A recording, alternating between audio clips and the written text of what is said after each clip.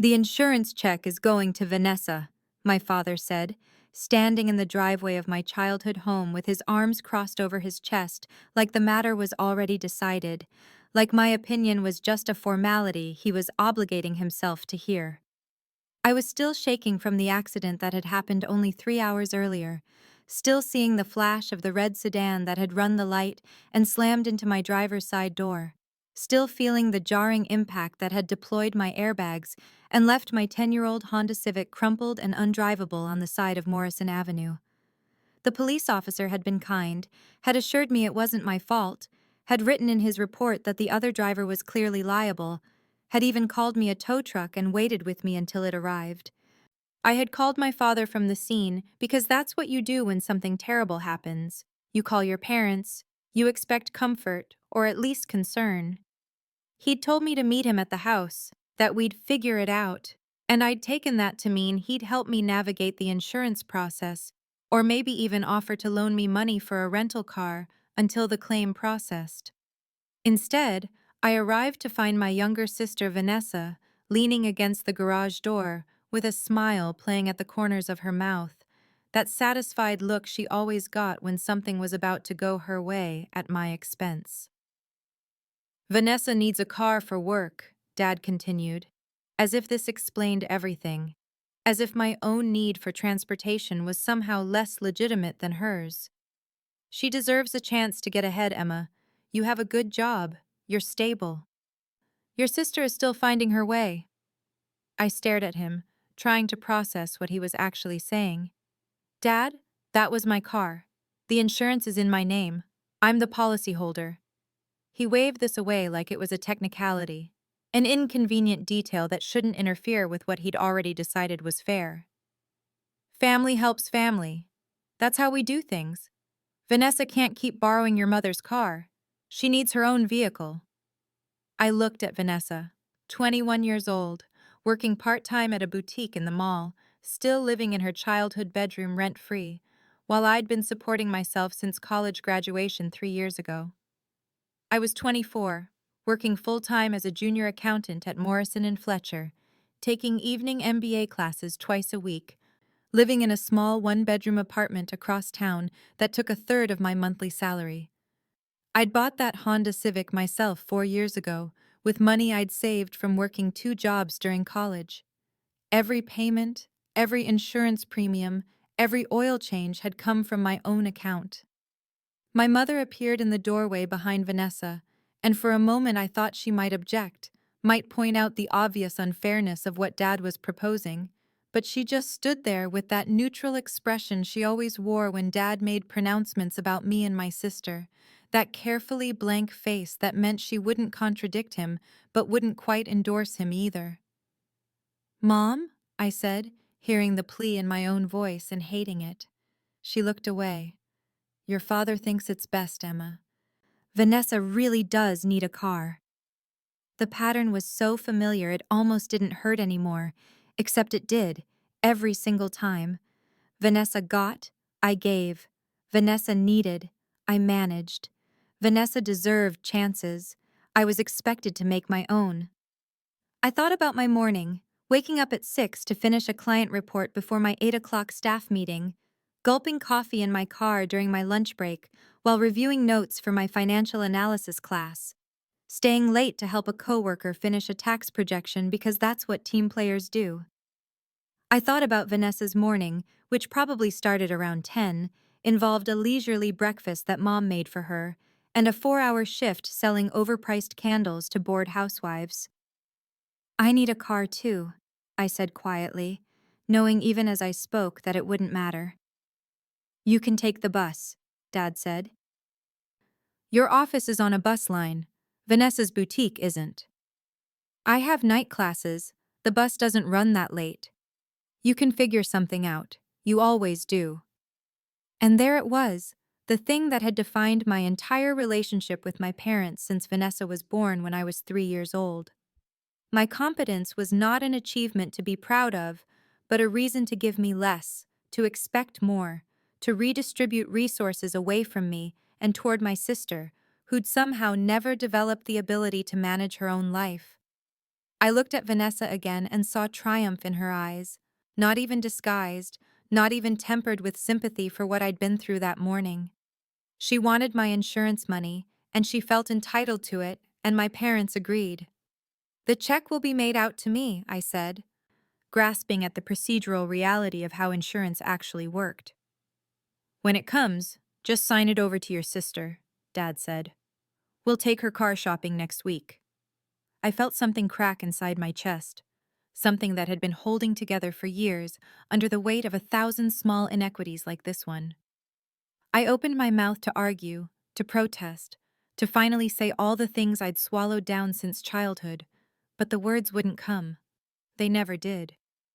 I'd been trained too well to keep the peace, to be the reasonable one, to not make waves. "I need to go," I managed, turning toward the street where I'd parked Mom's car that she'd let me borrow to drive over here, since my own car was currently sitting in an impound lot, waiting to be totaled out by the insurance company. "Emma," Mom called after me, and I paused, hoping for something, anything that indicated she saw me. But she just said, "Drive carefully. That car has a sensitive brake."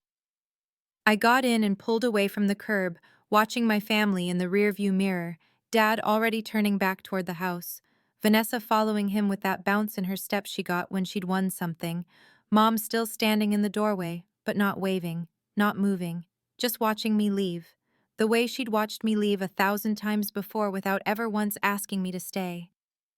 The tears I'd been holding back since the accident finally came, blurring the road in front of me as I drove across town toward my empty apartment, where I'd spend the evening figuring out bus schedules and researching cheap used cars I could maybe afford if I dipped into the savings account I'd been building for a down payment on a condo.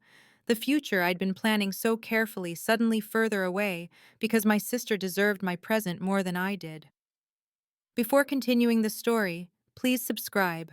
I need to reach 1,000 subscribers to be able to bring you stories like this every day. For you, it's just a click, but for me, it means a lot.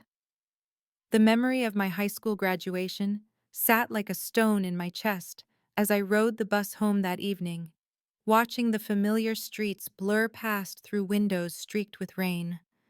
I'd been valedictorian, had worked 4 years maintaining a perfect 4.0 GPA while also working weekends at the library to save money for college, had written a speech about perseverance and the importance of education that I'd practiced for weeks until every word was perfect. My parents had sat in the third row of the auditorium, and I'd seen them when I walked onto the stage, had felt a flutter of hope that maybe this time they'd be proud, that this achievement was big enough that they couldn't ignore it or minimize it. I'd given my speech, had heard the applause, had accepted my diploma and the Special Academic Achievement Medal from Principal Richardson, and when I'd looked back out into the audience, my parents' seats were empty. I'd found out later they'd left halfway through my speech to make it to Vanessa's dance recital across town, a spring showcase where she'd been in the chorus, barely visible behind the lead dancers, performing a routine she'd only half learned because she'd skipped most of the practices. Vanessa was so nervous, Mom had explained when I'd gotten home hours later, my medals still around my neck, to find them already back and eating dinner without me. "We couldn't let her down. You understand, don't you, Emma? You're always so confident. Vanessa needed us there." I'd understood, the way I'd always understood, which meant I'd swallowed the hurt and pretended it didn't matter. 3 months later, the acceptance letter from State University had arrived with news of a partial academic scholarship covering 60% of tuition, and I'd been so excited I'd actually run to show my parents, something I never did because I'd learned early that my excitement made them uncomfortable. Dad had looked at the letter and nodded, said it was fine, said the library job would cover the rest if I kept working, and I'd felt the familiar deflation of an achievement reduced to adequacy.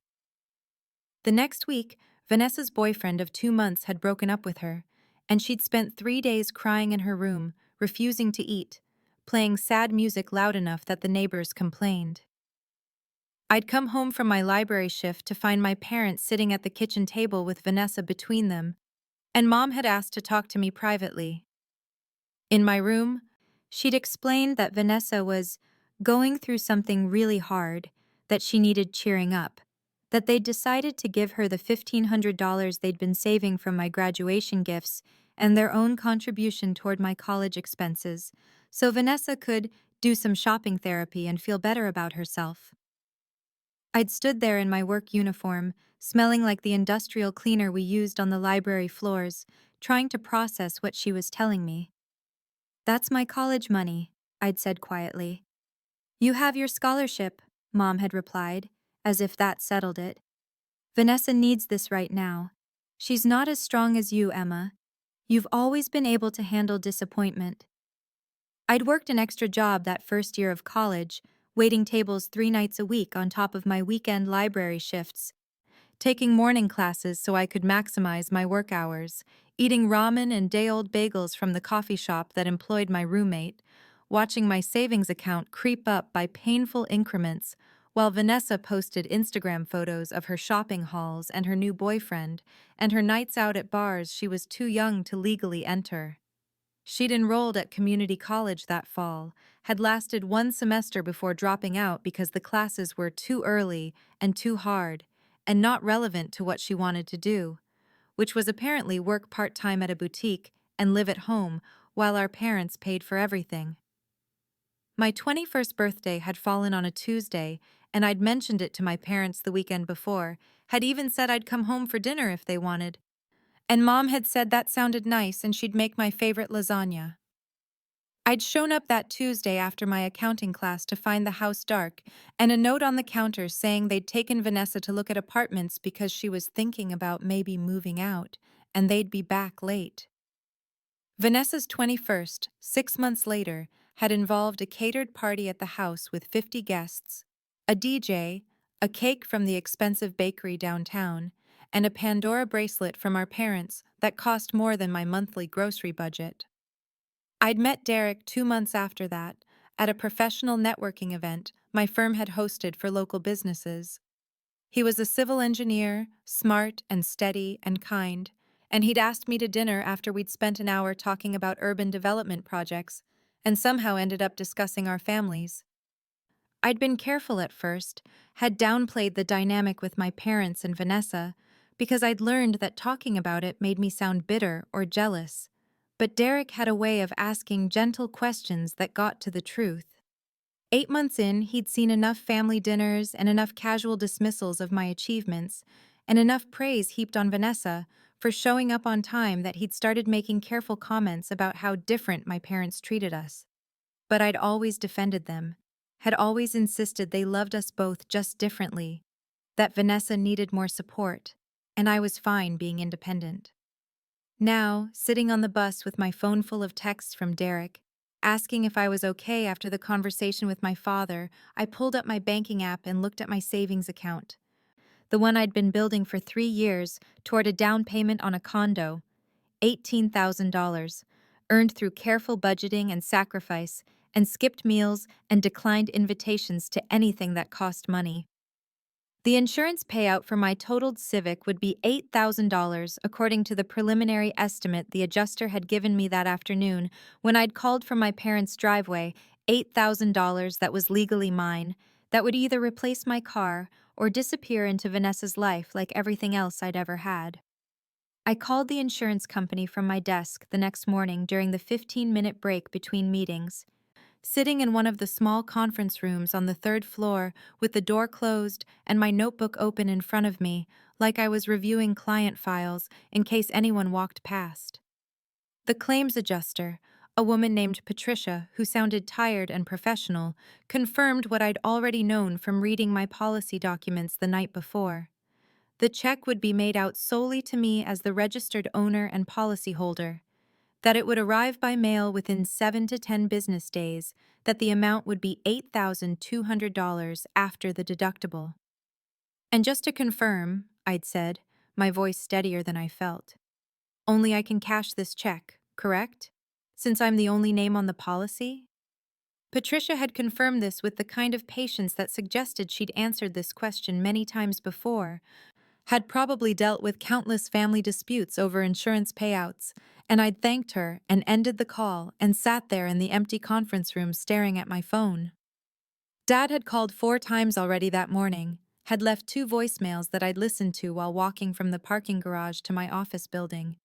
His voice moving from cajoling to irritated as he reminded me that Vanessa was counting on this, that family comes first, that I was being selfish by even hesitating.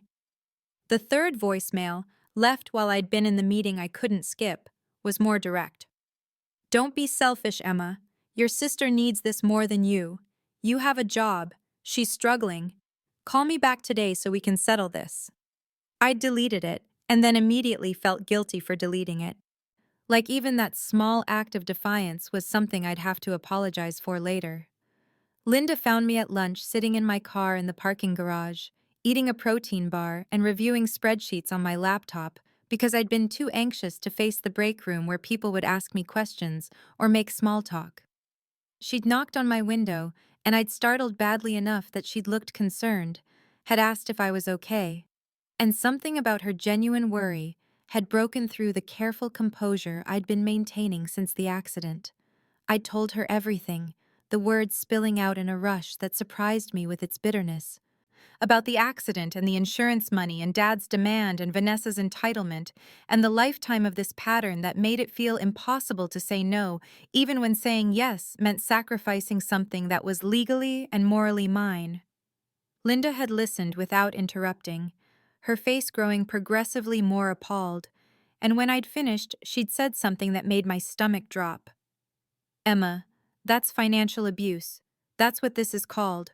What your father is asking you to do is give away money that belongs to you, that you need, to someone who hasn't earned it and doesn't have a legal right to it. You know you don't have to do this, right? I'd known, intellectually, that she was correct. But hearing someone else say it out loud made it real in a way that scared me. Because if I acknowledged it was wrong, then I had to do something about it, had to actually refuse, had to face the consequences of putting my own needs first for once. That evening, Derek had come over with Thai food from the place near his apartment, had found me at my tiny kitchen table with my laptop open to car listings, searching for used vehicles under $5,000 that would let me keep most of my savings intact, already mentally preparing to give away the insurance money because that was easier than the fight. Why are you looking at cars you can barely afford? He'd asked, setting the food down and pulling up the chair next to me, and I'd explained about needing to replace my car while also giving Vanessa the insurance money, trying to make it sound reasonable, trying to make it sound like anything other than what it was.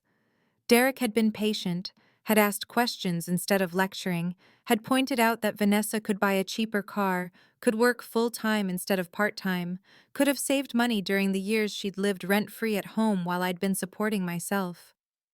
I'd known he was right, but I'd felt paralyzed by the weight of family obligation and the guilt that had been programmed into me since childhood, caught between the person I wanted to be, who could set boundaries, and the person I'd been trained to be, who absorbed every demand and called it love. The dinner was scheduled for Friday evening, and Dad had called it mandatory in the voicemail he'd left Thursday afternoon, his tone carrying that particular edge of authority that I'd been trained since childhood to recognize and obey. The one that said refusal wasn't actually an option, even though I was 24 years old and hadn't lived under his roof for 6 years. I'd thought about not going, had actually drafted a text saying I was busy with work. But the old programming was too strong, and I'd found myself driving to my parents' house in my Uber, because my totaled Civic was still sitting in the impound lot waiting for the insurance company to officially declare it a total loss. Arriving at 6:30 exactly because being late would have given them another reason to criticize me. Vanessa's car was in the driveway. The white Accord with the dent in the back bumper that she'd gotten 3 years ago when she'd backed into a mailbox, and that Dad had paid to repair twice before giving up, and I'd felt the familiar knot of anxiety in my stomach as I'd walked up to the front door. Mom had answered, had kissed my cheek with the kind of perfunctory affection that looked like warmth to outsiders, but felt like obligation to me, and I'd followed her into the dining room where Dad and Vanessa were already seated. The table was set for 4, Mom's good dishes that she brought out for Sunday dinners and holidays. And there were serving plates of pot roast and roasted vegetables and dinner rolls, the kind of meal that suggested this was supposed to be a pleasant family gathering, rather than whatever ambush I could feel building in the air. Vanessa had looked up when I'd entered and smiled. This bright, excited smile that immediately put me on edge, because Vanessa only smiled at me like that when she wanted something, or when she'd gotten something she knew I wanted, and I'd taken my usual seat across from her while Mom brought in a pitcher of iced tea. Dad had said grace, the same rote prayer he'd said before every family dinner for as long as I could remember, and we'd started passing dishes in silence until Vanessa had finally broken, unable to contain whatever she was excited about any longer. "So, Emma," she'd said, spooning pot roast onto her plate with exaggerated casualness, "I found a car." I'd looked up from the green beans I'd been serving myself, feeling the trap closing but not yet seeing its shape. "That's great," I'd said carefully, because what else could I say? "What kind?" Vanessa had pulled out her phone, had turned it toward me with the kind of flourish usually reserved for engagement ring reveals, and I'd found myself looking at a listing for a convertible, a Mazda Miata in cherry red with tan leather interior, the photos showing it gleaming in afternoon sunlight like something from a car commercial. "Isn't it perfect?" she'd said, her voice pitched high with excitement. "It's exactly what I've been wanting. It's only 2 years old, and it's in amazing condition, and the guy is only asking $22,000 for it, which is like a total steal because it's worth way more than that." I'd looked at the listing, at the price, and felt something cold settle in my chest. $22,000, I'd repeated. And Dad had cleared his throat in that way that meant he was about to say something he expected me to accept without argument. "The insurance money from your car will be the down payment," he'd said, cutting into his pot roast with precise movements, not looking at me. "8,000 down, and I'll co-sign a loan for the rest. Vanessa's been pre-approved." I'd set down my fork, my appetite disappearing. "I need to replace my car," I'd said, keeping my voice level. "The insurance money is for me to buy another car so I can get to work." Dad had looked up then, his expression flat.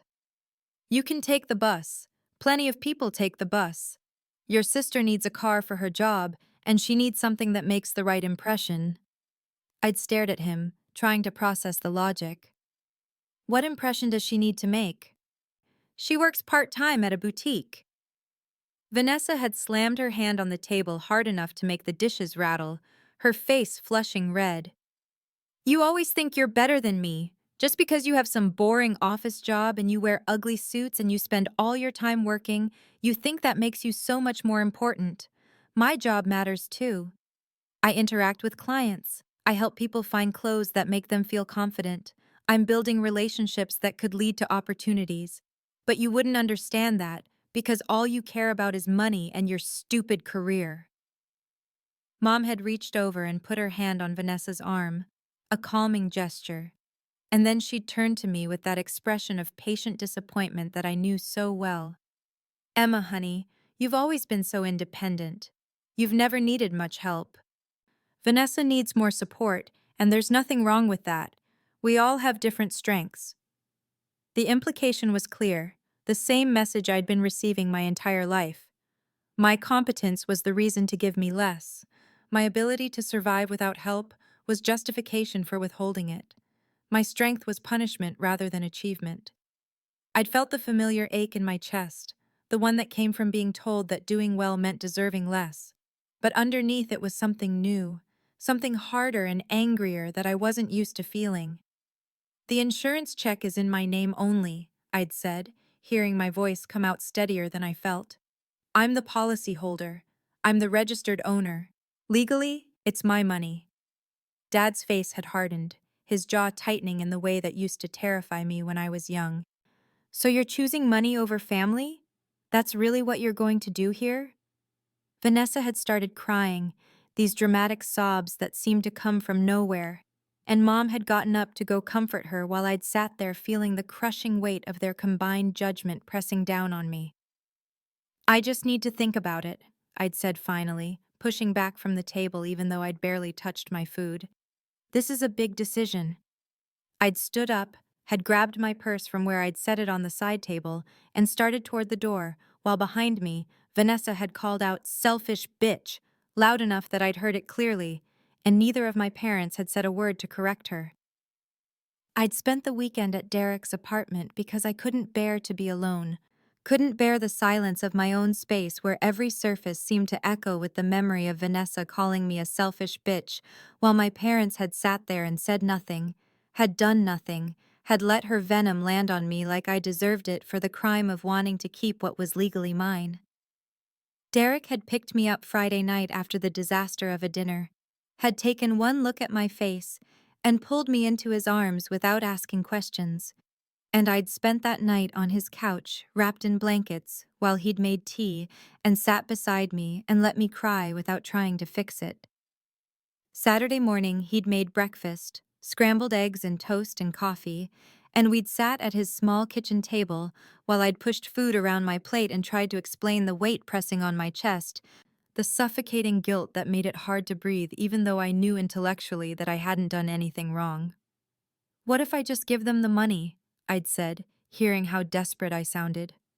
"What if I just deposit the check and transfer it to Vanessa, and we can all go back to normal?" Derek had set down his coffee mug carefully, his expression patient but firm. "Emma, what's normal? Is normal your dad demanding you give away money you need? Is normal Vanessa calling you names while your parents watch? Is normal you sacrificing everything so your sister can have whatever she wants?" I'd started to defend them, the old programming kicking in automatically, but he'd held up his hand gently. "I'm not attacking them. I'm asking you what you'd tell a friend in this situation. If Priya came to you and said her parents were demanding she give her insurance money to her sister for a $22,000 convertible while she took the bus, what would you tell her?" I'd known the answer immediately, had felt it in my bones, even as everything else in me resisted saying it out loud. "I'd tell her to keep her money and buy herself a car," I'd admitted, and Derek had nodded. "So why is it different when it's you?" I hadn't had an answer that made sense, just the feeling that it was different, that I was different, that somehow the rules that applied to other people didn't apply to me when it came to my family. Priya had arrived Saturday afternoon because Derek had called her, worried about me in a way that should have felt invasive, but instead felt like being cared for. And she'd come bearing Thai food and righteous anger on my behalf. She'd sat across from me at Derek's coffee table and said the thing I'd been avoiding. "Your family is toxic, Emma. They're using guilt as a weapon, and this will never stop unless you stop it." I'd tried to argue, had said they weren't bad people, just biased, just too indulgent with Vanessa, just unable to see the pattern. But Priya had pulled out her phone and shown me articles about family scapegoat dynamics and golden child syndrome and narcissistic family systems, and I'd sat there reading descriptions of my life written by strangers who had somehow lived it too.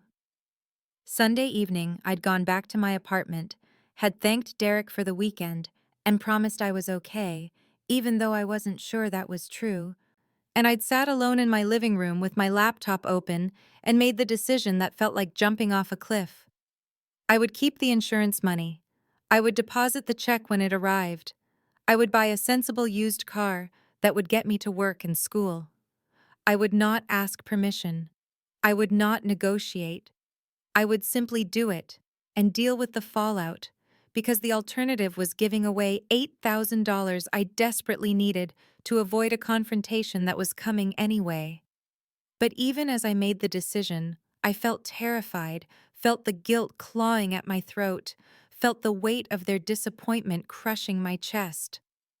I'd practiced what I would say, had rehearsed speeches and explanations and justifications, but every version made me feel selfish and ungrateful and wrong. Finally, I decided to just do it, to make it a fait accompli, to deposit the check and buy the car, and present it as already done so there would be nothing left to negotiate. It felt like rebellion, and I hated that standing up for myself felt like betrayal. Monday morning, I'd walk to the bank during my lunch break. The insurance check folded in my purse, feeling like it weighed 10 pounds even though it was just paper. And I'd stood in line behind an elderly man depositing rolls of coins, while my heart had hammered so hard, I'd been sure everyone could hear it, could see that I was doing something that felt like theft, even though it was my own money, with my own name printed right there on the pay to the order of line. The teller had been a young woman with pink streaks in her hair, who'd smiled at me like this was a normal transaction, like I wasn't betraying my entire family by handing her this check, and she'd processed it efficiently while I'd stood there feeling like I might throw up, and then she'd given me a receipt showing the deposit pending and told me it would clear by end of business Tuesday, and I'd walked back to work in a daze. Tuesday the money had appeared in my account, $8,000 that made my balance look healthier than it had in months, and I'd stared at the number on my phone's banking app during my afternoon break, and felt simultaneously relieved and terrified, because now it was real. Now there was no taking it back without actively transferring the money to Vanessa. And I knew if I did that, I'd never forgive myself. Linda had given me the contact information for her neighbor, who was selling a used Toyota Camry, and I'd looked at the listing during lunch, had seen the silver sedan with its modest profile and reasonable 73,000 miles, and the price of $7,500, and I'd called the number and spoken to a man named George who'd sounded grandfatherly and kind, and who'd agreed to hold it for me until Wednesday evening when I could come see it after work. Tuesday evening I'd been in my apartment making dinner, just pasta with jarred sauce because I hadn't had energy for anything more complicated, when someone had knocked on my door with the kind of aggressive pounding that made me jump, and I'd looked through the peephole to see my father standing in the hallway looking angrier than I'd ever seen him. I'd considered not answering, had actually stood there frozen for a long moment, but the knocking had continued, and I'd known he wouldn't leave, so I'd opened the door, and he'd pushed past me into my small living room without being invited, and I'd closed the door and turned to face him while my stomach had twisted into knots. "Where's the check?" he'd said without preamble, without hello or how are you or any pretense of civility, and I'd felt my face flush hot.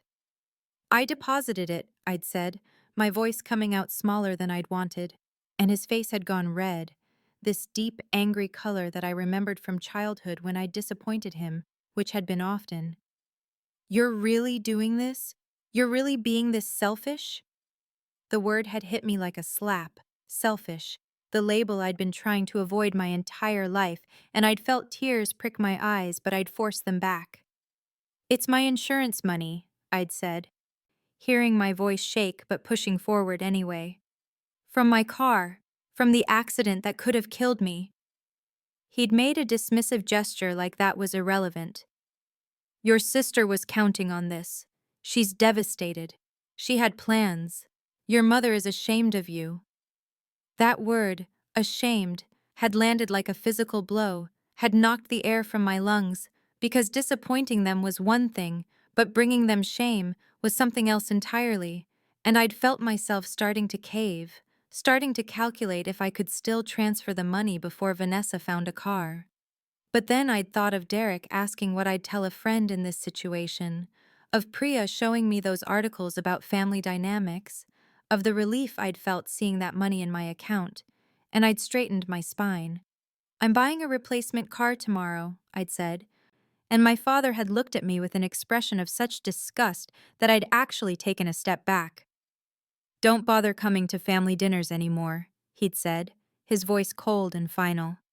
"You've made your choice. You've chosen money over your family, and we're done with you."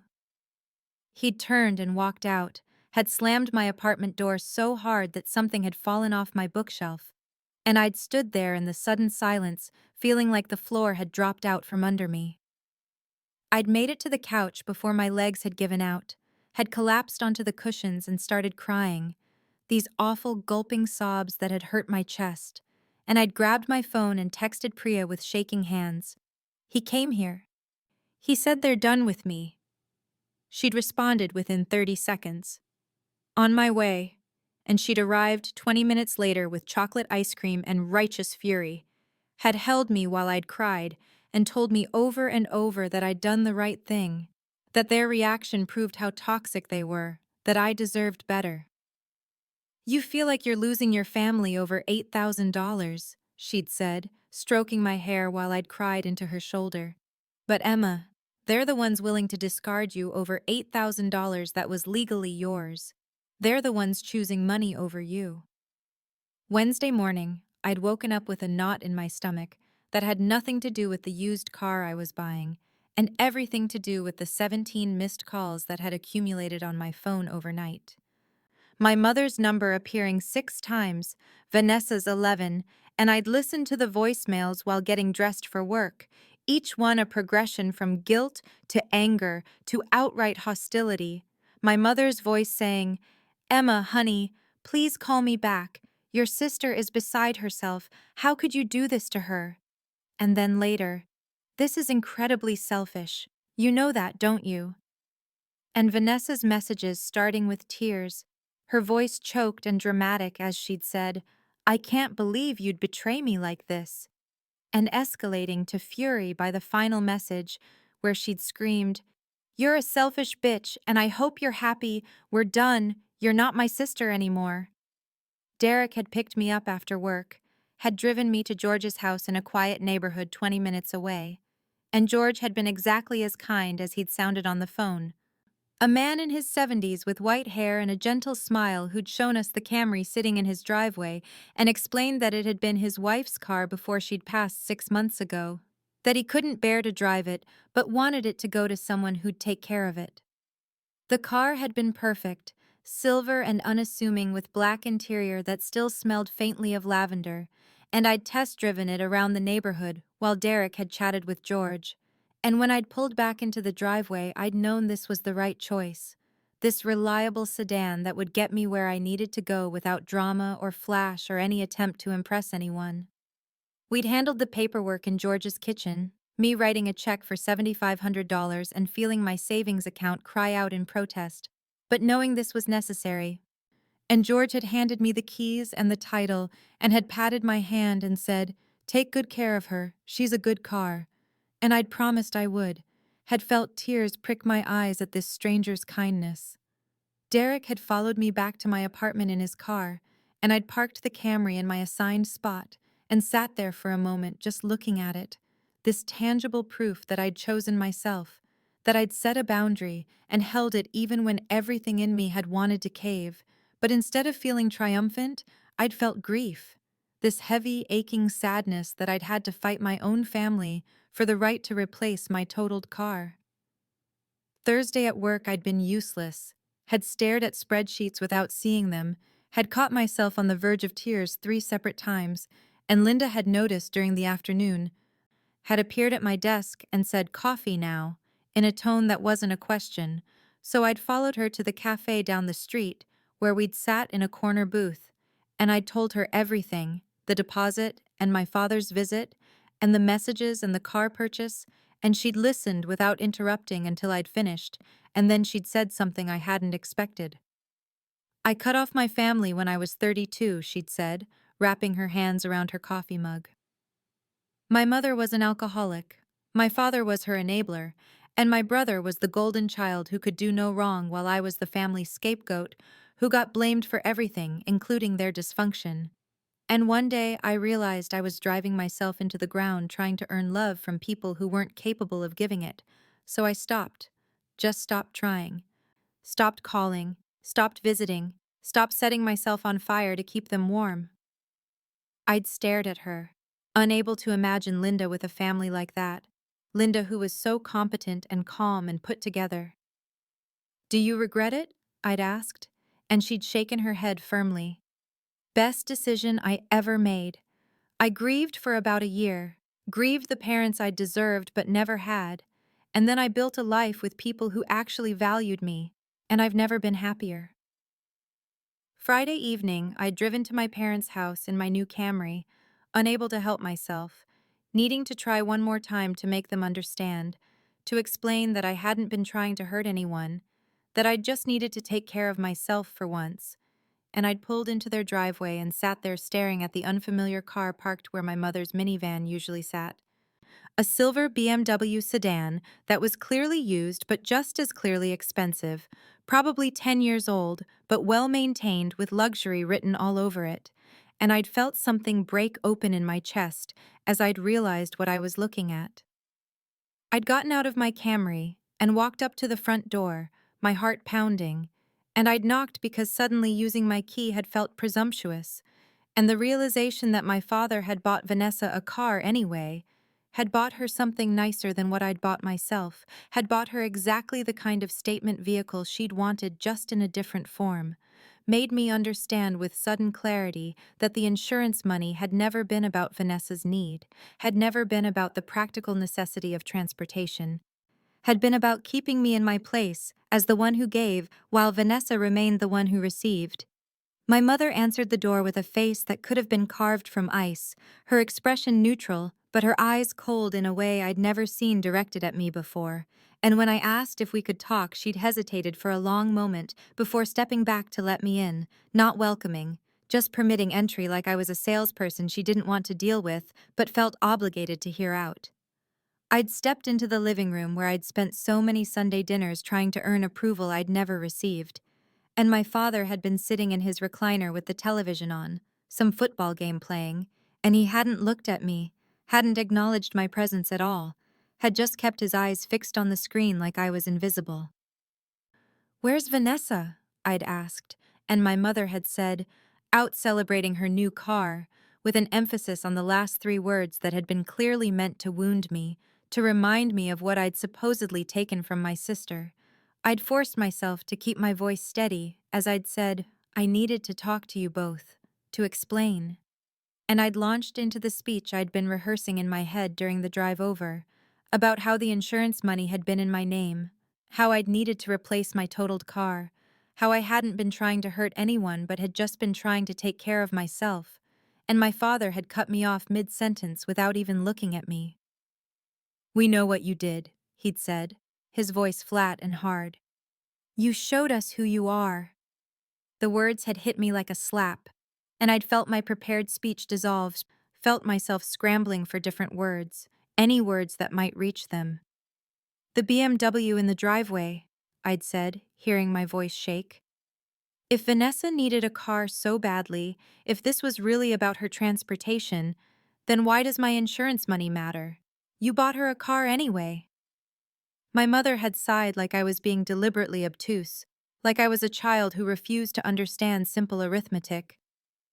"We'd been saving that money for Vanessa's car," she'd explained with strained patience.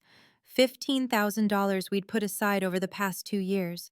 Your insurance money would have covered most of it, would have let us keep our savings intact for other things. I'd stood there feeling like the floor had tilted, feeling the full weight of what she'd just said settle over me. "So, this was never about Vanessa not having a car," I'd said slowly. "This was about you not wanting to spend your savings, about your convenience." My father had finally looked at me then, had stood up from his recliner, with his face red and his jaw tight. "Get out of this house," he'd said, his voice shaking with rage. "You're not my daughter anymore."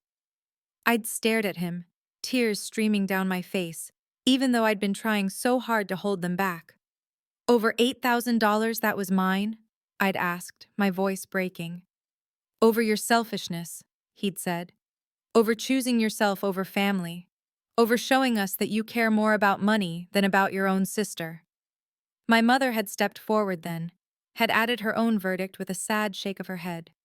"You've always been cold, Emma," she'd said, and the casual cruelty of it had stolen my breath. "We tried, we really did. But you've never had Vanessa's warmth, her generosity of spirit. You've always been so focused on yourself." I'd realized standing there in that living room with both my parents looking at me with disappointment and disgust that I'd been the scapegoat my entire life, that I'd been blamed for the very independence their neglect had forced me to develop, that my competence had been treated as a character flaw while Vanessa's helplessness had been celebrated as virtue, and that nothing I could say would ever make them see me clearly because they needed me to be the problem, needed me to be the cold, selfish daughter, so that they could be the victims of my ingratitude. I'd turned and walked out without another word, had gotten into my Camry and driven away from that house knowing I was losing them, but finally understanding that I'd never really had them, that the parents I'd been trying to please my whole life had been an illusion, and that the real people in that house had never been capable of loving me the way I'd deserved to be loved. The 2 weeks that followed my final conversation with my parents were the hardest of my life. A stretch of days that blurred together in a haze of grief and work, and forcing myself to function when all I wanted to do was curl up in bed and sleep until the pain stopped. And the only contact I had from my family was a single text from Vanessa that came 3 days after I'd walked out of that house, just 7 words that appeared on my screen at 2 in the morning when I couldn't sleep. Hope you're happy. You ruined everything. I'd stared at that message in the darkness of my bedroom, had felt the familiar urge to defend myself, to explain, to somehow make her understand that I hadn't ruined anything, that I'd just tried to take care of myself for once. But I'd deleted the text without responding because I'd finally understood that nothing I said would matter, that in their narrative, I would always be the villain, and Vanessa would always be the victim, and no amount of explanation would change the roles they'd assigned us. I threw myself into work with an intensity that worried Derek, stayed late at the office working on spreadsheets and reconciliations that didn't need my immediate attention, volunteered for extra projects, anything to keep my mind occupied. And my MBA classes became a refuge where I could focus on financial theory and case studies instead of the wreckage of my family relationships.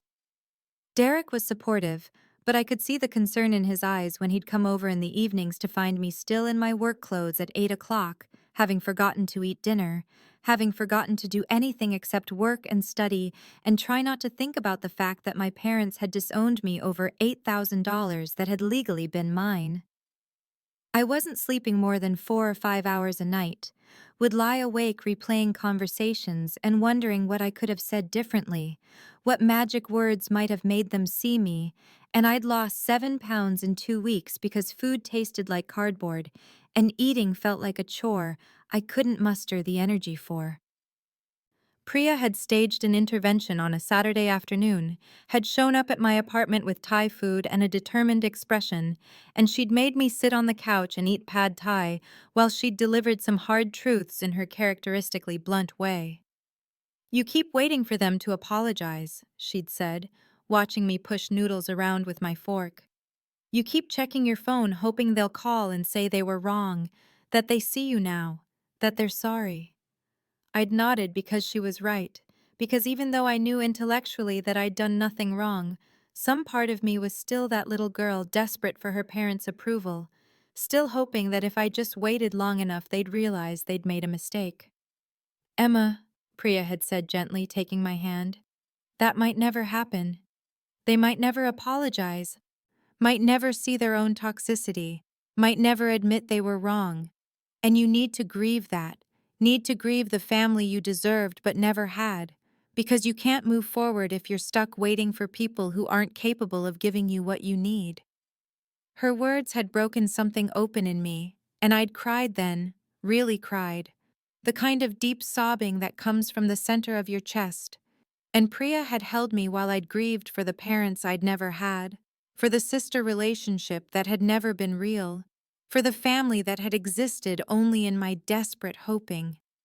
The intervention had led to something I'd been considering for months, but had never prioritized because taking care of myself had always felt selfish, had always felt like something I could put off until I had more time or more money or more energy. But Priya had looked up therapists on her phone right there on my couch and had made me call and schedule an appointment, had literally handed me her phone with a number already dialed, and 2 days later, I'd found myself sitting in Dr. Martinez's office, a comfortable room with soft lighting and plants in the corners, telling a stranger the whole story of my family, and my car, and my $8,000, and my banishment. Dr. Martinez had been exactly what I'd needed. A woman in her late 50s with kind eyes and a direct manner that didn't allow for the self-deception I'd been practicing my entire life. And in that first session when I'd told her the whole story about the car and the insurance money and my family's reaction, she'd listened without interrupting and then had said something that had made my entire childhood suddenly make sense. "Emma, You've been the scapegoat in a classic narcissistic family system, with your sister as the golden child, and this pattern is so textbook that I could have predicted almost every detail of your story before you told it. I'd bristled at first because narcissistic sounded like such a dramatic word, like something from a trashy television show, not a clinical term that could actually apply to my ordinary middle-class family, and I'd said as much, had told Dr. Martinez that my parents weren't monsters, that they weren't deliberately cruel, that they just favored Vanessa.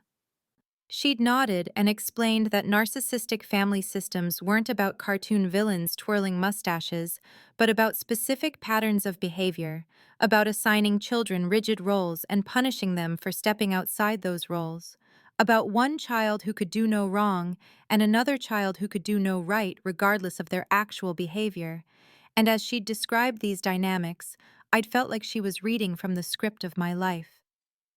Over the next 3 sessions, we'd unpacked my childhood in a way I'd never allowed myself to do, had looked at the pattern of my achievements being minimized while Vanessa's mediocrity was celebrated, had examined how I'd been trained to believe that my competence was somehow a character flaw, that my independence was evidence of coldness rather than a survival skill I'd developed because no one had been there to depend on.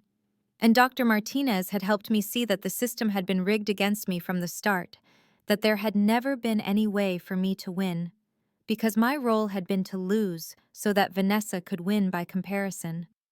She'd given me books to read about family scapegoating, and I'd stayed up late highlighting passages that felt like someone had been watching my life and taking notes, had cried over descriptions of children who'd been blamed for the very resilience their neglect had forced them to develop. And for the first time in my life, I'd stopped asking myself what was wrong with me and had started asking what was wrong with the system that had needed me to be wrong. It was painful work. Sitting in that comfortable office week after week and dismantling the beliefs I'd built my entire identity around, accepting that my parents' inability to love me properly wasn't because I was unlovable, but because they weren't capable of seeing me clearly. But it was also clarifying in a way that felt like putting on glasses after years of blurry vision. And by the end of my 3rd session, I'd finally stopped blaming myself for not being enough and had started grieving for the child I'd been, who had deserved so much better than what she'd received. Carol's revelation about my grandmother had shifted something fundamental inside me, had provided the external validation I hadn't even known I desperately needed, the confirmation that I hadn't imagined or exaggerated the favoritism, that I wasn't crazy or overly sensitive or any of the other things I'd been called my entire life when I'd tried to point out the disparity in how my parents treated us. We were sitting in that cafe halfway between her town and mine, a generic chain restaurant with laminated menus and too bright lighting, and Carol had her hands wrapped around a coffee mug when she'd asked me how I was really doing, and something about the genuine concern in her eyes, about having someone from my father's own family see me clearly, had broken through the careful composure I'd been maintaining. I'd started crying right there at the table, tears streaming down my face while the Saturday lunch crowd buzzed around us, and I'd admitted how much it hurt to be cut off from my entire family over standing up for myself one single time, how I kept replaying the confrontation wondering what I could have said differently, how I'd been conditioned my entire life to believe that setting any boundary made me selfish, and now I'd been punished exactly as I'd always feared I would be. Carol had reached across the table and taken my hand, had looked me straight in the eye and said something that landed with the force of truth I couldn't deny. Honey, they didn't cut you off for standing up for yourself once. They cut you off for standing up for yourself at all. That's what they can't forgive, that you finally refused to play the role they'd assigned you. She'd explained that she'd maintained a relationship with my father out of family obligation and because he was her brother, but that she'd always seen his treatment of me as cruel, had tried over the years to point out the obvious favoritism, had even argued with him after my college graduation when my parents had left my celebration early to take Vanessa shopping, but that he'd always dismissed her concerns with the same justifications he used on me, that I was independent and didn't need the same support, that Vanessa was more sensitive and required more attention. Carol had told me she regretted not intervening more directly, not calling me over the years to provide some counterbalance to my parents' treatment, and then she'd offered something I hadn't expected: to be family for me if I needed someone, for holidays or emergencies or just regular coffee dates, a standing invitation to not be alone. I'd accepted, had felt some of the terrible isolation of the past 6 weeks ease slightly, and we'd exchanged phone numbers and promised to stay in touch. Actually, stay in touch, not just say it politely. Having Carol's perspective, having someone who knew my family intimately, but could still see the situation clearly, who wasn't invested in pretending everything was normal, helped me trust my own reality in a way that even Dr. Martinez's professional validation hadn't quite achieved. Because Carol had been there, had watched this dynamic play out over decades, and she was confirming that yes, it had been as bad as I remembered, as bad as I'd experienced. Driving home that afternoon in my reliable used Camry, I'd felt less alone than I had in months. Felt like maybe I could build a different kind of family from people who chose to see me, rather than the family who'd been obligated by blood, but had never really looked. That evening I'd told Derek and Priya about the lunch, had recounted Carol's words and her offer, and Derek had asked a question that made me pause. Did Carol's validation change anything for me? I'd thought about it, had really examined what was different now, and I'd realized that yes, it changed everything, because I'd been doubting myself constantly, had been wondering if I'd overreacted or been too sensitive or misunderstood their intentions. But Carol had confirmed my reality from inside the family system itself, had verified that I wasn't crazy or selfish or wrong, that my family was genuinely dysfunctional, and I had been absolutely right to finally set a boundary, even though it had cost me everything. November had arrived with the kind of crisp autumn air that made everything feel sharper and more real, the leaves turning brilliant shades of orange and red that reminded me that seasons changed whether I was ready or not, and I'd been throwing myself into work with an intensity that surprised even me, staying late at the office to review accounts and prepare reports, volunteering for additional projects that would demonstrate my value to the firm beyond my basic duties as a junior accountant. It was a Tuesday morning when Mr. Peterson's assistant had sent me an email asking me to come to his office at 2 o'clock, and I'd spent the intervening hours in a state of barely controlled panic, convinced that I'd made some terrible mistake, that I'd missed something critical in one of the audits I'd been working on, that somehow my personal chaos had bled into my professional life, and now I was going to lose the one thing that was actually going well.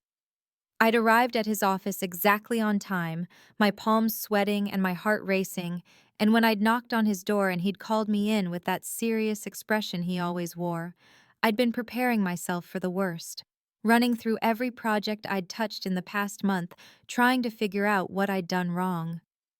Instead, Mr. Peterson had gestured for me to sit down, had looked at me over his reading glasses, and had said something I hadn't been prepared for at all. Emma, I've been very impressed with your work over the past several months, particularly your leadership on the Henderson audit and your initiative in streamlining our quarterly reporting process. And the partners and I have discussed it, and we'd like to offer you a promotion to senior accountant, effective immediately, with a salary increase from $52,000 to $68,000 annually.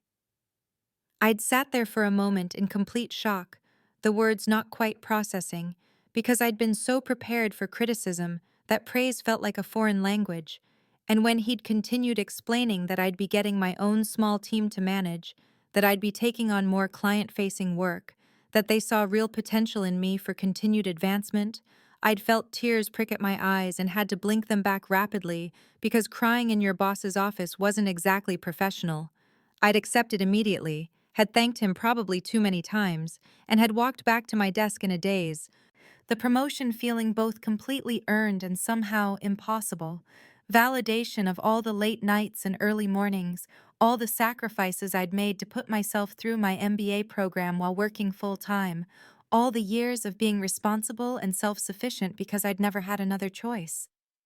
The first person I'd called was Derek, who'd answered on the second ring and had whooped so loudly when I'd told him that I'd had to hold the phone away from my ear, and then I'd called Priya, who'd screamed and immediately started planning a celebration dinner.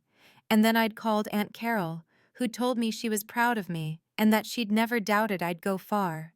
But even as I'd been making those calls, even as I'd been accepting congratulations from my coworkers who'd heard the news, there had been a hollow space in my chest because my first instinct had been to call my parents, to tell them about this achievement, to finally have something big enough that surely they'd be proud, surely they'd see that I was worth their attention. I'd pulled up my mom's contact information and had stared at it for a long moment before closing my phone, because they hadn't contacted me in over 2 months. Hadn't checked in once since my father had told me I wasn't his daughter anymore, and why would they care about my promotion when they hadn't cared about anything else I'd accomplished? That evening, Derek had taken me to a nice Italian restaurant downtown to celebrate, the kind of place with white tablecloths and wine lists and prices that would have made me anxious before, but that I could actually afford now with my new salary. And over pasta and wine, I'd found myself crying unexpectedly, the tears coming without warning. Derek had reached across the table and taken my hand, had asked me what was wrong, and I'd tried to explain this complicated tangle of joy and grief I was feeling, how this was a huge achievement, a $16,000 raise, and a major career advancement at only 24 years old, but how I didn't have parents to share it with, how even in this moment of triumph, there was this absence that ached. He'd listened, had let me cry without trying to fix it, and then he'd said something that had shifted my perspective.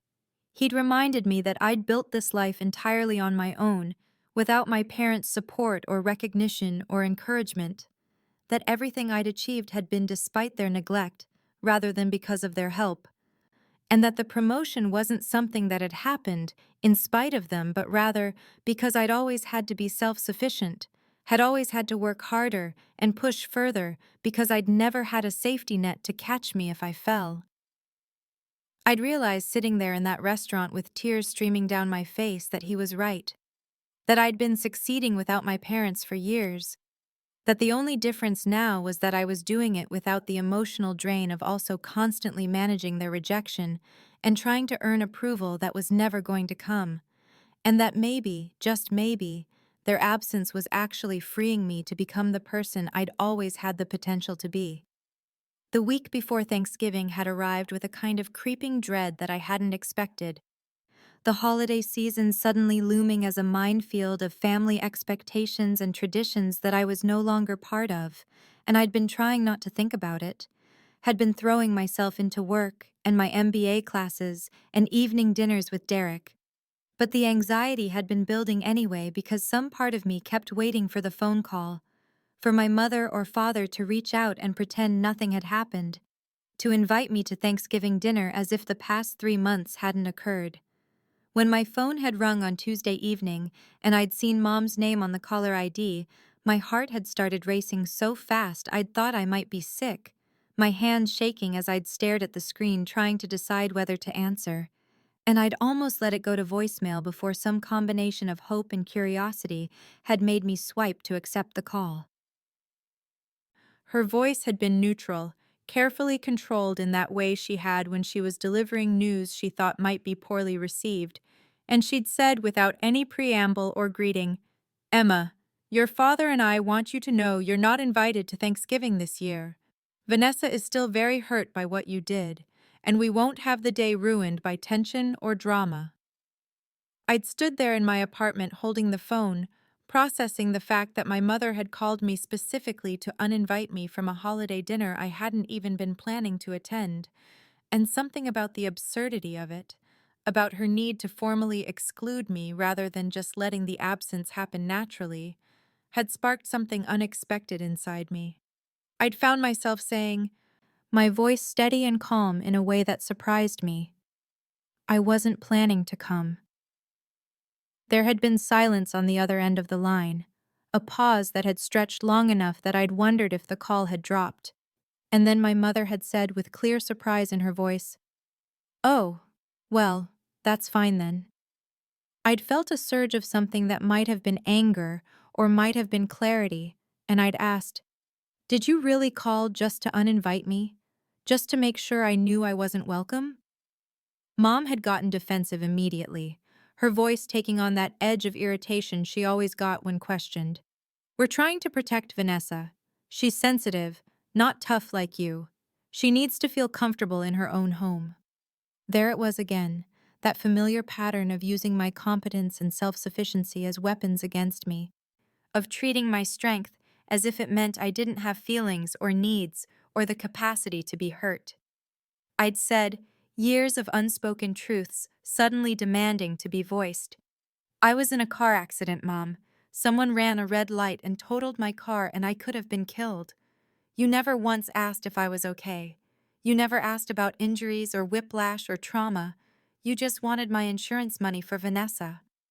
She'd responded immediately, dismissively. "Don't be dramatic, Emma. You are fine." The casual certainty in her voice, the complete lack of concern or curiosity about whether her assessment was accurate, had crystallized something for me, and I'd said quietly, "How would you know? You never asked." Mom had made an exasperated sound, that particular noise she made when she thought I was being deliberately difficult. And she'd said, "Is there a point to this conversation? Because if you're just going to lecture me about ancient history, I have things to do."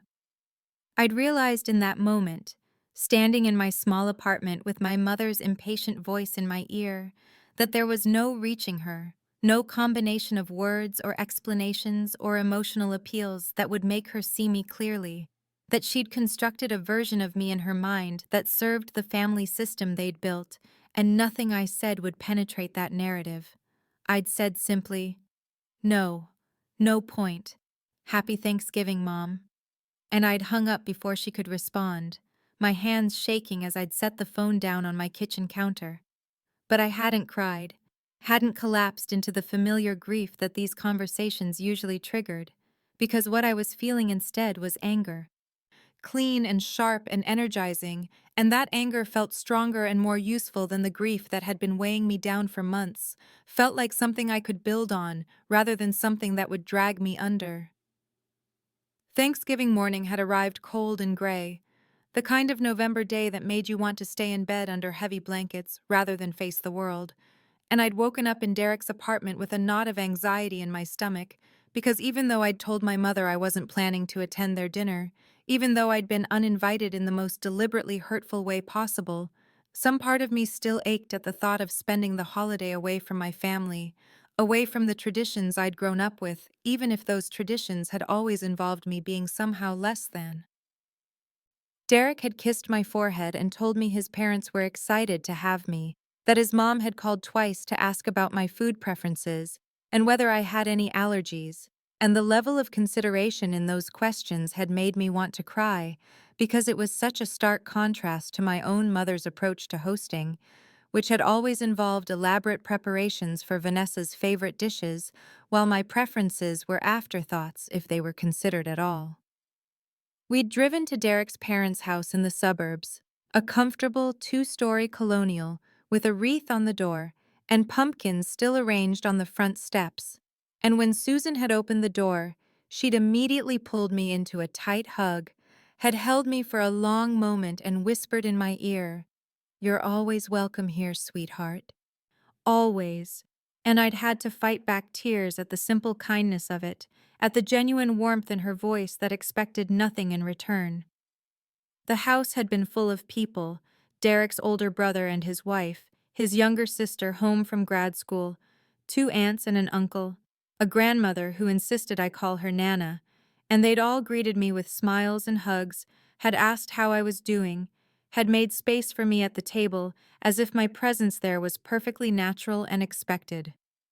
Over dinner, which had been loud and chaotic in the best possible way, with multiple conversations happening simultaneously, and people passing dishes and reaching across each other and laughing at inside jokes that they took time to explain to me so I wouldn't feel excluded, Derek's father had asked about my MBA program, and when I told him I was halfway through and maintaining a 3.9 GPA while working full-time, he'd looked genuinely impressed and had asked follow-up questions about my coursework and what I was learning. I'd found myself talking about my goals, about wanting to eventually make senior financial analyst, and maybe work my way up to CFO someday, about how I loved the puzzle of financial systems and the satisfaction of finding solutions to complex problems.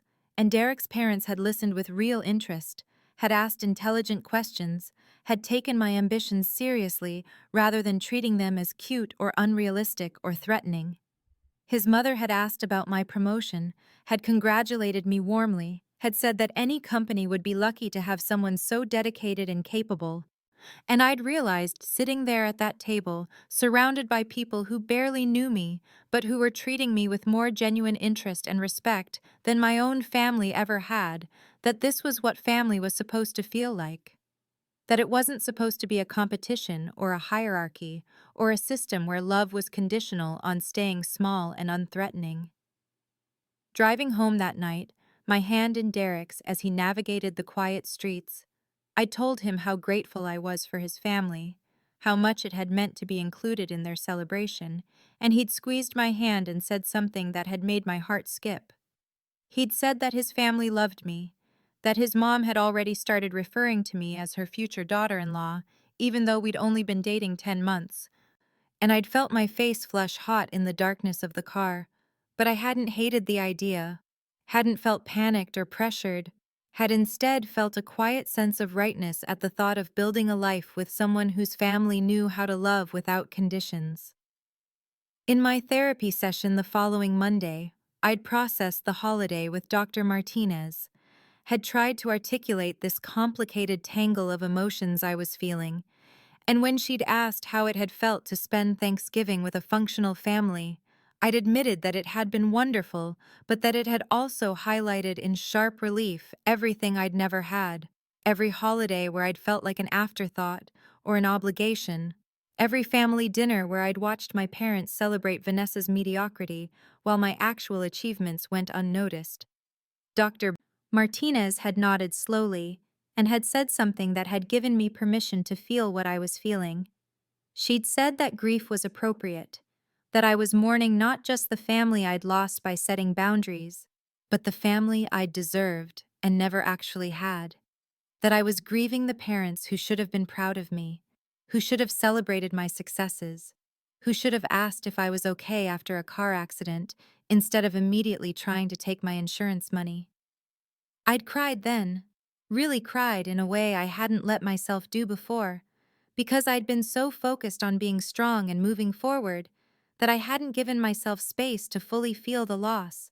And Dr. Martinez had let me cry without trying to fix it or minimize it, had simply sat with me in that grief until I'd finally felt empty and exhausted and somehow lighter.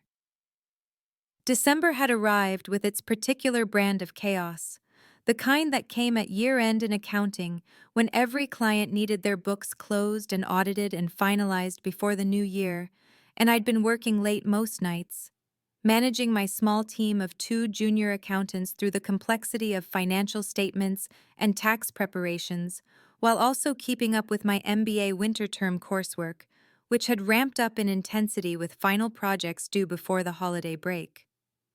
I was exhausted in a way that went bone deep, but it was the good kind of exhaustion, the kind that came from meaningful work and tangible achievement, from knowing I was building something solid even if the building process left me depleted, and there was satisfaction in proving to myself and to Mr. Peterson that his faith in promoting me hadn't been misplaced.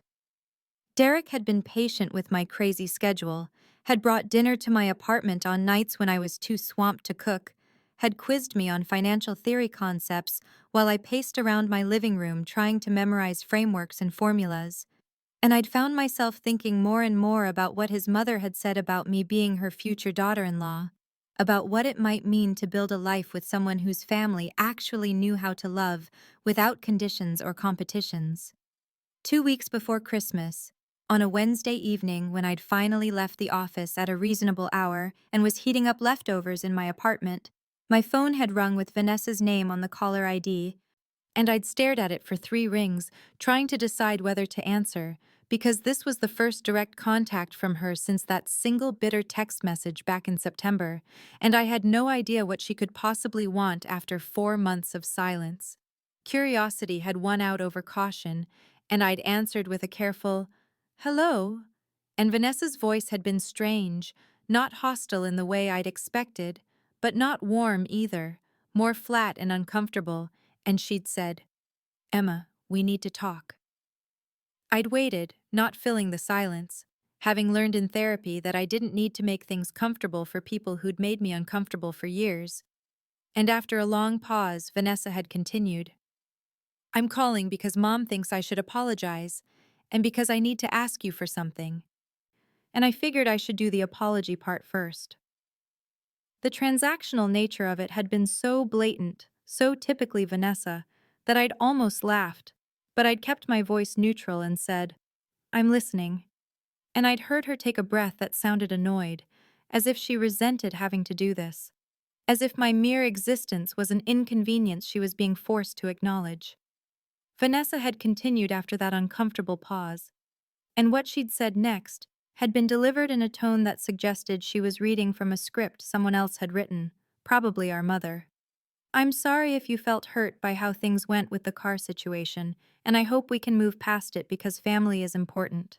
And the careful phrasing of it, the "if you felt hurt" rather than "for hurting you," the complete absence of any acknowledgement of what had actually happened, had made something cold settle in my chest, because this wasn't a real apology. This was a performance designed to check a box so she could move on to whatever she actually wanted.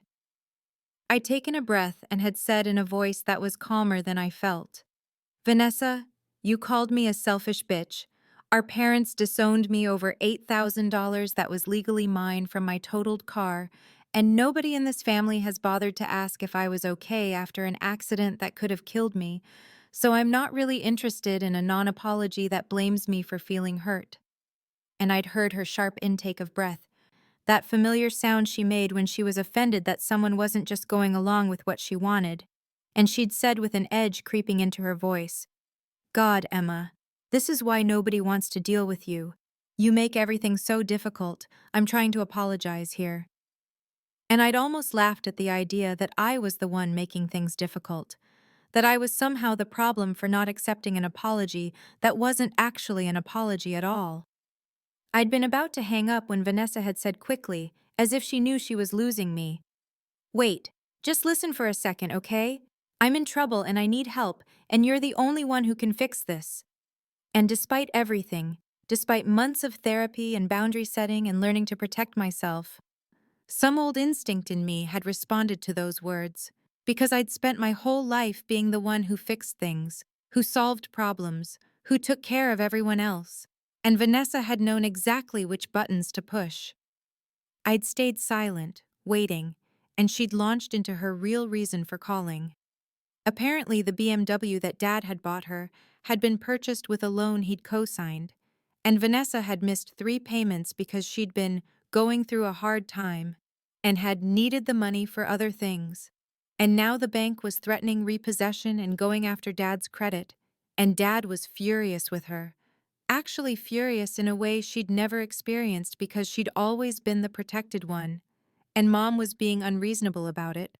And Vanessa needed $6,000 to bring the loan current, and she'd heard through Mom that I'd gotten a big promotion and raise, so clearly I could afford to help family in need. The sheer audacity of it had left me speechless for a moment. The assumption that after everything they'd done, after months of silence and rejection and cruelty, I would just hand over $6,000 to bail Vanessa out of consequences that were entirely of her own making, and when I'd finally found my voice, I'd said, "Let me make sure I understand this correctly. You want me to give you $6,000 after you and our parents cut me off for keeping $8,000 that was mine?" And Vanessa had made an exasperated sound and had said, "That was different, Emma. This is an emergency, and besides, Dad's credit is involved now. Don't you care about that?" And I'd realized that she genuinely didn't see the problem, genuinely couldn't understand why I might not be falling over myself to rescue her from a situation she'd created. I'd taken a deep breath, trying to organize my thoughts because the transactional nature of Vanessa's call had made me angry in a way I hadn't expected. And I'd said in a voice that was steady even though my hands were shaking, "No, Vanessa. I'm not giving you $6,000. I'm not bailing you out of a situation you created by not paying your car loan, and I'm especially not doing it after you and Mom and Dad cut me off for keeping my own insurance money." And there'd been a moment of shocked silence, as if she genuinely hadn't expected me to say no. As if she'd been so certain that I'd fall back into my old role of family fixer that my refusal hadn't even occurred to her as a possibility. And then her voice had turned sharp and mean in the way I remembered from childhood when she didn't get what she wanted. "Are you serious right now? You're really going to let Dad's credit get destroyed because you're still bitter about the car thing? That's so typical of you, Emma. You hold grudges forever. You never let anything go." I'd felt the old guilt trying to surface. That familiar voice in my head that said I was being difficult, being unfair, being the problem. But I'd been working with Dr. Martinez long enough to recognize those thoughts for what they were, internalized messages from years of being the scapegoat, and I'd pushed past them and said, "I'm not bitter, Vanessa. I'm just not responsible for fixing your mistakes anymore. You're 21 years old, and you got a $15,000 car that Dad co-signed for, and you chose not to make the payments. Those are consequences you created, not an emergency I need to solve." And I'd heard her make that exasperated sound she always made when someone pointed out her own responsibility for anything. And she'd said, "Whatever, I should have known you'd be like this. Mom was right. You've always been cold. You've never cared about anyone but yourself." And the irony of that statement, coming from her, from the woman who'd expected me to hand over my insurance money while I was still bruised from a car accident, would have been funny if it hadn't been so painful. She'd continued, voice rising. "When Dad loses his house because his credit is ruined, that's on you, Emma. That's your fault, and everyone will know what kind of person you really are." And I'd felt a chill at the manipulative escalation, the way she'd gone from asking for help to threatening me with being blamed for Dad's financial problems. Problems that existed because he'd made poor financial decisions in service of protecting Vanessa from consequences. And I'd said quietly, "Dad's not going to lose his house over a car loan, Vanessa. And if his credit is affected, that's because he chose to co-sign for someone he knew was financially irresponsible. Those are his choices and your choices, not mine." And before she could respond, I'd added, "I need to go now. I hope you figure out your situation, but I'm not going to be part of solving it." And I'd hung up before she could guilt me further, before the old programming could kick in and make me doubt myself. And I'd sat there in my apartment with my reheated leftovers getting cold on the counter, my hands still shaking but my resolve surprisingly solid, and I'd realized that somewhere in the last 4 months I'd changed in a fundamental way. That the Emma who would have scrambled to fix this problem and absorbed the blame and handed over money she couldn't afford to spare had been replaced by someone who understood that other people's poor choices were not her responsibility to fix. I'd called Derek immediately after hanging up on Vanessa, my anger still hot and righteous, and I'd recounted the entire conversation while pacing my apartment, my voice rising as I got to the part where she'd tried to blame me for potential damage to Dad's credit. And Derek had listened without interrupting until I'd finally run out of steam and collapsed onto my couch, and then he'd said something that had surprised me. "I'm proud of you, Emma. You didn't hesitate. You didn't second-guess yourself. You just said no." And I'd realized he was right, that the old Emma would have spent days agonizing over the decision, would have probably found some way to give Vanessa at least part of the money, would have twisted herself into knots trying to fix a problem that wasn't hers to fix. But I'd said no immediately, instinctively, without the crushing guilt that used to accompany every boundary I tried to set. That night, I'd had trouble sleeping. Not because I regretted my decision, but because I kept waiting for the guilt to hit, for that familiar voice in my head that told me I was selfish and cold and wrong.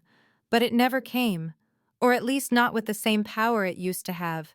And I'd lain there in the dark thinking about how much I'd changed in 4 months.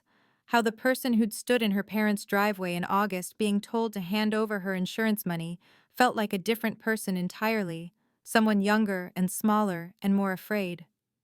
The next morning, I'd gone to my therapy appointment and had told Dr. Martinez about Vanessa's call, about the demand for $6,000 and the threats about Dad's credit. And Dr. Martinez had smiled in that knowing way she had and had said, "This is a test, Emma. Not one your sister planned consciously, perhaps, but a test nonetheless of whether you'll revert to your old role or maintain your boundaries." And I'd said I'd maintained them. I'd said no without hesitation, and Dr. Martinez had nodded and had said, "Then you passed. You've internalized the work we've been doing. You're not just intellectually understanding that you're not responsible for their choices, you're emotionally understanding it too." And hearing her say that had felt like receiving permission for something, though I wasn't quite sure what. The rest of December had been surprisingly peaceful despite the drama of Vanessa's call, or maybe because of it, because having said no to such an outrageous request had somehow made me feel more solid in my own choices, more certain that I was doing the right thing by maintaining distance from my family, and work had been all-consuming in a good way, the kind of busy that made me feel competent and valued rather than just exhausted. And my team had closed out the year with excellent audit results that had Mr. Peterson praising my leadership in front of the senior partners. And I'd gone into the Christmas break feeling accomplished and proud of myself, in a way I wasn't sure I'd ever felt before. Not waiting for someone else to tell me I'd done well, but knowing it myself.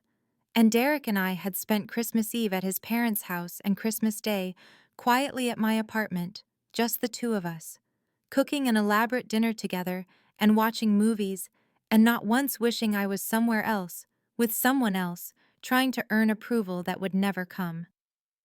January arrived with the kind of cold that made my morning commute in the Camry feel like a small victory. The reliable heat working perfectly, unlike my old Civic's temperamental system. And I'd been settling into a routine that felt stable for the first time in months. Work consuming my days in the best possible way. My team exceeding expectations on every audit.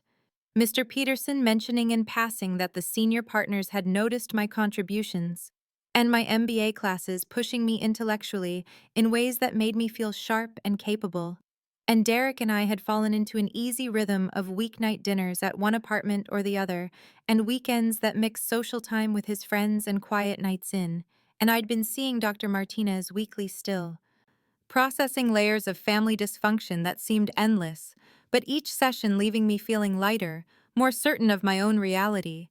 And I'd had coffee with Aunt Carol twice more, once in early December and again right after New Year's, and she'd become a kind of anchor for me, someone who knew my family but wasn't enmeshed in their dysfunction, who could validate my experiences without the baggage that came with Derek's or Priya's perspectives, much as I valued those too. The second week of January, I'd just finished a particularly grueling day, a client meeting that had gone long followed by evening class on advanced financial analysis, and I'd gotten home past 9 to find a voicemail from a number I didn't recognize, a local area code, and I'd almost deleted it without listening because I was exhausted and hungry and just wanted to heat up leftovers and zone out in front of Netflix. But something had made me press play, and a professional woman's voice had said, "Hello, this message is for Emma Richardson. This is Patricia Chen from Henderson and Associates Law Firm. I'm calling regarding the estate of Margaret Richardson, if you could return my call at your earliest convenience."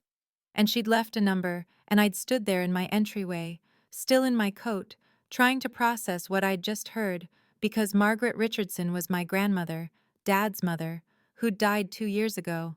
And I couldn't imagine why her estate would be relevant now, 2 full years later, unless something had been found, or there was some kind of issue with the will that had already been settled. I'd called Derek immediately, catching him just as he was leaving his office, and I'd recounted the voicemail, my confusion evident, and he'd said it was probably nothing, maybe some paperwork that needed signing, some final detail being wrapped up, but I should call back in the morning and find out, and I'd agreed, though I'd spent half the night lying awake wondering what a lawyer could possibly want with me regarding a grandmother whose funeral I'd attended, but whose will I'd never been mentioned in. Everything going to Dad as her only child, which had seemed normal and expected at the time. I'd called the law office first thing Tuesday morning, my coffee getting cold on my desk, as I'd been transferred twice before finally reaching Patricia Chen, whose voice had been warm and professional as she'd explained that she was handling some residual matters from my grandmother's estate, and could I possibly come in for a meeting later this week, Thursday perhaps, around 2 in the afternoon, and I'd agreed despite my confusion, despite the fact that I'd had to move a client meeting to accommodate the appointment, and I'd spent the next 2 days alternating between forgetting about it entirely as work consumed me, and then remembering suddenly with a jolt of anxiety, wondering what this could possibly be about, whether there was some debt I was somehow responsible for, some final expense that needed covering, though that seemed unlikely, 2 full years after her death. Thursday afternoon, I'd left work early, driving to the address Patricia Chen had given me, a modest office building downtown, and I'd found Henderson and Associates on the third floor, a small firm with comfortable waiting room furniture and landscape paintings on the walls, and the receptionist had smiled and offered me water and told me Ms. Chen would be right with me, and I'd sat there feeling overdressed in my work clothes, my blazer suddenly too tight, my mind racing through possibilities. Patricia Chen had emerged after just a few minutes, a woman in her 40s with kind eyes and a firm handshake, and she'd led me back to her office, a space filled with legal books and family photos, and she'd gestured for me to sit and had arranged some papers on her desk before looking up at me with an expression I couldn't quite read. "Ms. Richardson," she'd said, "I appreciate you coming in on short notice. I'm sure you're wondering why I've contacted you about your grandmother's estate after all this time." And I'd nodded, my mouth suddenly dry despite the water I'd been sipping in the waiting room, and she'd continued. "Your grandmother, Margaret Richardson, passed away in January 2 years ago, and at that time her will was executed as written, leaving her entire estate to your father, her only child." I'd nodded again because this wasn't news. This was exactly what I'd understood had happened, and Patricia must have seen my confusion, because she'd smiled slightly and had said, "However, what wasn't known at the time was that your grandmother had opened a separate savings account 6 months before her death, an account that was set up as payable on death directly to you, with you as the sole beneficiary, bypassing the will entirely." I'd felt my heart start to race, my hands gripping the arms of the chair, and I'd managed to say, "I don't understand. Why wouldn't that have been found when she died?" Patricia had explained that the account had been at a small local credit union, not the bank where my grandmother had done most of her business, and that because it was a pod account with me listed as beneficiary, it hadn't gone through probate, hadn't been part of the estate, but somehow the credit union's notification to me had gone astray, possibly sent to an old address, and it was only now during an audit that they'd realized the account had never been claimed, and they'd contacted the law firm that had handled my grandmother's estate to track me down. "How much?" I'd asked, my voice barely above a whisper. And Patricia had looked down at her papers and had said, "The account currently holds $43,812, including 2 years of accumulated interest."